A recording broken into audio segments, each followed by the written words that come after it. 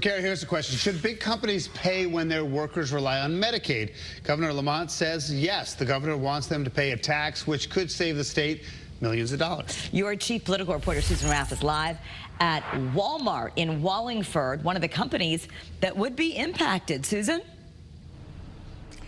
Kara, this is not a new idea at all. In fact, Connecticut lawmakers have talked about doing something similar in the past. The bottom line is companies like Walmart and these large corporations do offer benefits, but often because they have low-paying workers, these workers simply can't afford the benefits, and a lot of them are part-time. So Governor Lamont says having taxpayers pay for these employers is costing too much.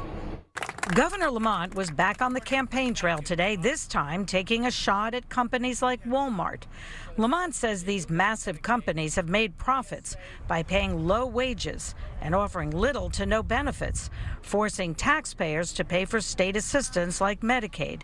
He wants these companies to help cover some of the costs.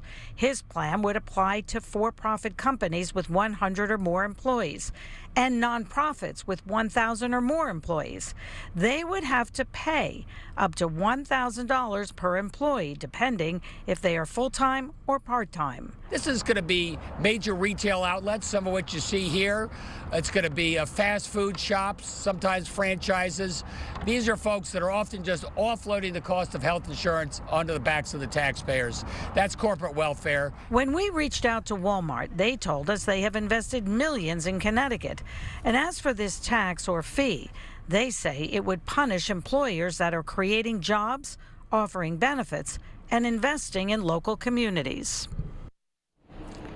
Now, State Representative Josh Elliott, who is the Democratic challenger running against Governor Lamont, was the one who actually proposed something similar to this a few years ago. And coming up on Eyewitness News at 6, you'll hear his reaction and what he has to say. Plus, Ryan Fazio, the Republican candidate, he feels this proposal will not help the state, but will hurt it. Your chief political reporter, Susan Raff, Channel 3, live in Wallingford. All right, Susan, thank you.